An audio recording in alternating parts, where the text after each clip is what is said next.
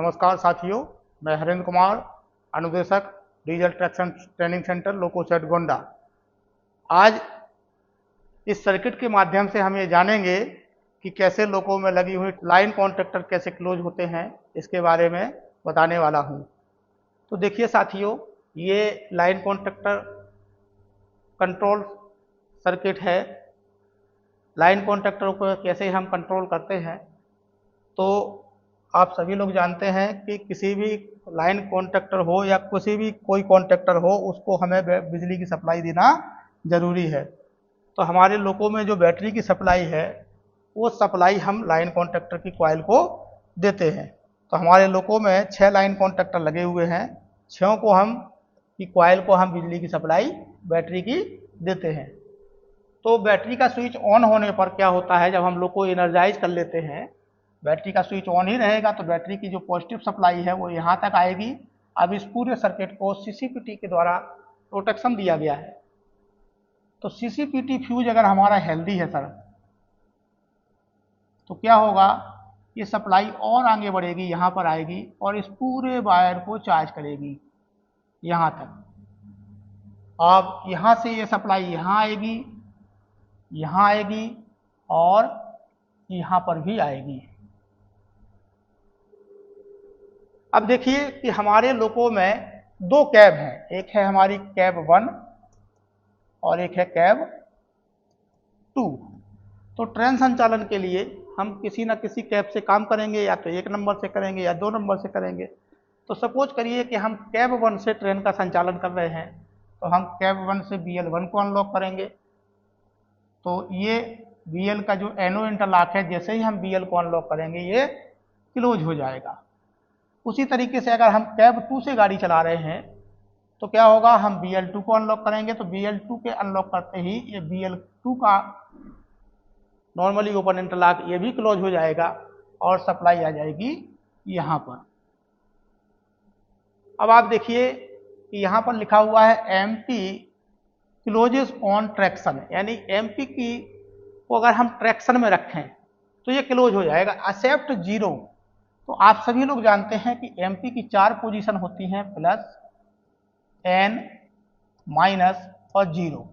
तो इन 3 पोजीशन पे MP रहेगा तो ये नॉर्मली ओपन इंटरलॉक क्लोज रहेगा 0 को छोड़ करके। तो जैसे ही हम नाच लेने के लिए MP को N पर रखेंगे तो ये नॉर्मली ओपन इंटरलॉक क्लोज हो जाएगा और बैटरी की सप्लाई आ जाएगी यहाँ। अगर हम कैब 2 से चलाएंगे तो कैब 2 में MP को N पर रखेंगे तो ये बंद हो जाएगा, सप्लाई आ जाएगी यहाँ। अब सप्लाई यहाँ तक पहुँच गई।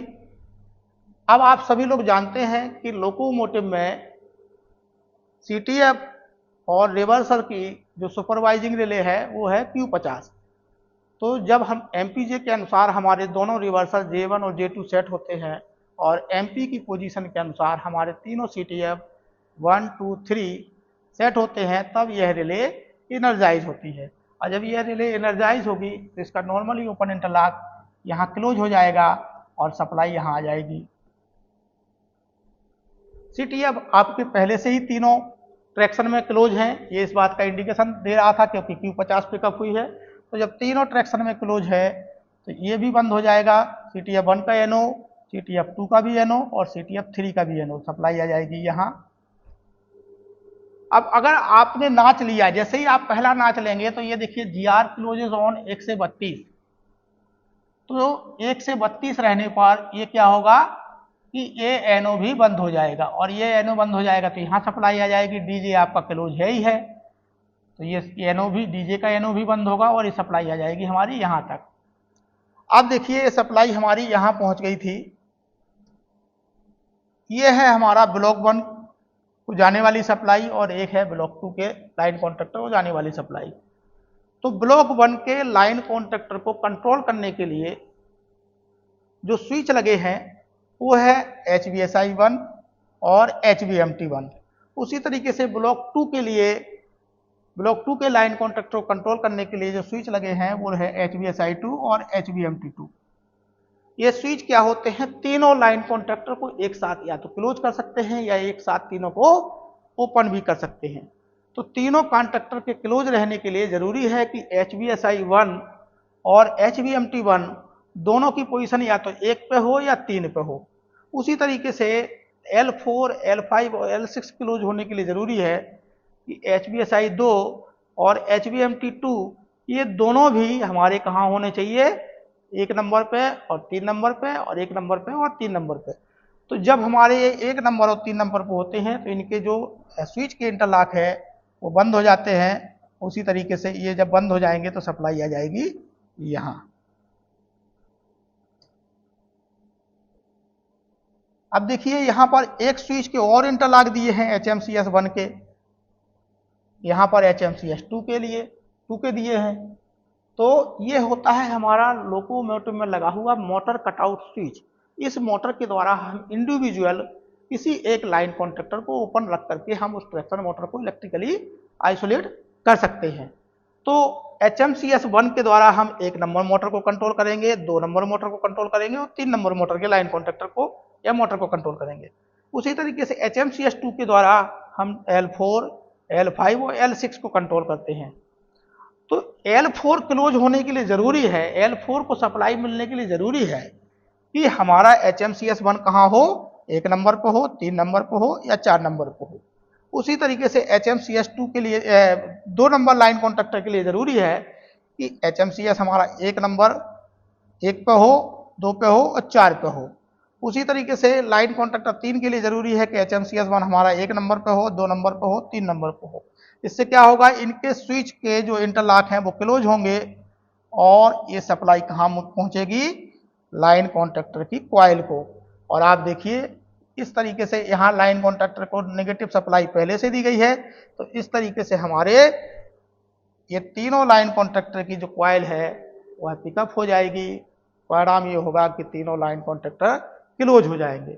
और जैसे ही ये लाइन कॉन्टैक्टर क्लोज होंगे, इनके सेल्फ इंटरलॉक यहाँ पर जो लगा है L1 का सेल्फ इंटरलॉक ये भी क्लोज हो जाएगा, ये L3 का इंटरलॉक क्लोज हो जाएगा, L4 का क्लोज हो जाएगा और L6 का क्लोज हो जाएगा। क्योंकि जैसे हमने यहाँ पर L1, 2, 3 को पिकअप कराया है, उसी तरीके से L4, L5, L6 को भी पिकअप होंगे। जब हमारा HBSI1 और HBSI2 और HBMT2 1 या 3 पे होगा और HMCS नियमानुसार होंगे, तो इस तरीके से हमारे लाइन कॉन्टैक्टर 4, 5, 6 भी पिकअप होंगे और इनके सेल्फ इंटरलॉक L4 और L6 भी लग जाएंगे। अब आती है जरूरत कि ये तो लाइन कॉन्टैक्टर इसी पाथ से क्लोज हो जा रहे थे, तो फिर इस पाथ को लाने की क्या जरूरत थी, इसकी क्या उपयोगिता है। तो इसकी उपयोगिता है साथियों कि कभी कभी क्या होता है कि ट्रेन संचालन के दौरान हम देखते हैं कि लाइन पर कोई अवरोध आ गया है अचानक से, इसलिए हम एमपी को एक एक करके एमपी से एक एक करके नाच नहीं घटाते हैं, बल्कि हम एमपी को कहाँ रख देते हैं, 0 पे। तो जैसे ही आप एमपी को 0 पे करेंगे सर जी, तो क्या होगा, ये लाइन कॉन्टैक्टर हमारा फिर से इंटरलॉक हमारा ओपन हो जाएगा। सॉरी, लाइन कॉन्टैक्टर नहीं, ये इंटरलॉक हमारा ओपन हो जाएगा। जो नॉर्मली ओपन इंटरलॉक है, ये ओपन होने से क्या होगा, अगर इधर से हम कनेक्शन नहीं देते तो ये सप्लाई डायरेक्ट हमारी कट हो जाती और ऑन नाच हमारे लाइन कॉन्टैक्टर ओपन होते। जिससे क्या होता कि ऑन नाच ओपन होने से लाइन कॉन्टैक्टर में फ्लैशिंग होती, जिससे उनकी आयु कम हो जाती, उसमें नुकसान आता। अब इस व्यवस्था के देने से क्या है कि अगर आपने एमपी को 0 भी कर दिया, तो जब तक जीआर 0 पे नहीं आ जाएगा, ये इंटरलॉक लगा रहेगा। और इस इंटरलॉक के लगा रहने से, डीजे के क्लोज रहने से क्या होगा, जब तक संबंधित लाइन कॉन्टैक्टर के सेल्फ इंटरलॉक क्लोज हैं, इस पाथ से सप्लाई कट भी जाएगी तो भी इस पाथ से सप्लाई इसको लगातार मिलती रहेगी। ये सभी आपस में पैरेलल में लगे हुए हैं, तो इसमें से अगर कोई एक लाइन कॉन्टैक्टर भी क्लोज है तो भी इसको लगातार सप्लाई तब तक मिलती रहेगी जब तक जीआर हमारा कहाँ ना आ जाए, 0 पे। जब जीआर हमारा 0 पे आएगा तब क्या होगा, ये लाइन कॉन्टैक्टर ओपन होगा। ये सॉरी, लाइन कॉन्टैक्टर नहीं, ये हमारा इंटरलॉक जो जीआर 132 का जीआर का इंटरलॉक है, जो जीआर के 132 पे क्लोज था, जीआर के 0 आते ही ये ओपन हो जाएगा। और जब ये ओपन हो जाएगा, ऐसी सूरत में यहाँ से भी सप्लाई कट हो जाएगी और L1, L2, L3 को जाने वाली बैटरी की सप्लाई कट होगी। परिणाम ये होगा कि हमारे लाइन कॉन्टैक्टर ओपन हो जाएंगे। अब दूसरी एक और शर्त है इसमें कि अगर मान लिया हमने डीजे को ही ओपन कर दिया, भाई सवाल उठता है कि अगर हमने एमपी से तो हम एक जीरो करने पर हमारे लाइन कॉन्टैक्टर ओपन नहीं हुए, लेकिन अगर हम डीजे को ओपन कर दें तो ऐसी सूरत में क्या होगा कि जैसे ही आप डीजे को ओपन करेंगे, ये देखिए ये डीजे का एनओ इधर से खुलेगा और Q50 का एनओ इधर से खुल जाएगा, दोनों ही खुल जाएंगे। क्यों? क्योंकि Q50 के पिकअप होने के लिए जरूरी है कि डीजे हमारा होल्ड हो, और ये तो डीजे का ही इंटरलॉक है, तो डीजे के खुलने पर ये भी खुल जाएगा और ये भी खुल जाएगा। इस तरीके से ये जो सप्लाई हमारी नीचे जा रही थी जाना बंद हो जाएगी और लाइन कॉन्टैक्टर हमारे ऑन नाच ही ओपन हो जाएंगे। लेकिन इस समय फ्लैशिंग नहीं होगी क्योंकि डीजे हमारा खुल गया है, और डीजे की खुली हालत में जब सर्किट में कोई सप्लाई ही नहीं होगी, पावर सप्लाई, तो लाइन कॉन्टैक्टर में कोई भी फ्लैशिंग होने की कोई संभावना नहीं है। अब इसमें एक और इम्पोर्टेंट सवाल आता है कि लोग बात पूछते हैं कि यहाँ पर जब एक ही लाइन कॉन्टैक्टर के सेल्फ इंटरलॉक से काम चल जाता तो यहाँ पर 4 कॉन्टैक्टर के सेल्फ इंटरलॉक क्यों दिए हैं?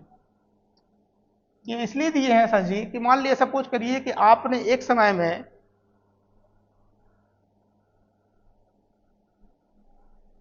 ब्लॉक आइसोलेट कर रखा है, आपने मान लिया 1 नंबर ब्लॉक आइसोलेट कर रखा है, HBSI को आपने 0 पे कर रखा है। तो ऐसी सूरत में आपके L1, L2, L3 तो क्लोज नहीं होंगे, तो जब ये क्लोज नहीं होंगे तो L1 और L3 के इंटरलॉक क्या होंगे? ये भी ओपन रहेंगे, सेल्फ इंटरलॉक। और जब ये ओपन रहेंगे तो इस पाथ से तो सप्लाई जाएगी नहीं। अगर एमपी के 0 करने पे बात हो रही है कि अगर 0 करेंगे तो कैसे ये प्रोटेक्शन देगा, ऑन नाच नहीं खुलना चाहिए। और अगर आपने ब्लॉक 2 में भी सपोज करिए L4 या L6 को ओपन कर रखा है, मान लो आपने HMCS2 को 2 नंबर पर रखा है या HMCS2 को आपने 4 नंबर पर रखा है, तो ऐसे में आपका या तो 4 नहीं क्लोज होगा या 6 नहीं क्लोज होगा। तो क्या होगा? आपके 2 कॉन्टैक्टर तो फिर भी सर्विस में रहेंगे। अगर आपने 4 को नहीं क्लोज किया तो 5 और 6 रहेगा, और 6 को नहीं क्लोज किया तो 4 और 5 रहेगा। ऐसी सूरत में अगर आपने ट्रेन संचालन के दौरान एमपी को 0 कर दिया तो भी आपकी 4 नंबर मोटर आइसोलेट भी होगी, तो भी हमें इस पाथ से सप्लाई मिलती रहेगी, और हमारे L5 और L6 तभी खुलेंगे जब GR हमारा कहाँ आ जाएगा? 0 पे। तो इस तरीके से हर हालत में प्रोटेक्शन हो हमारे लाइन कॉन्ट्रैक्टर की, ऑन नाच वो ना खुलें, इसलिए सारा इंतजाम किया गया है। धन्यवाद साथियों।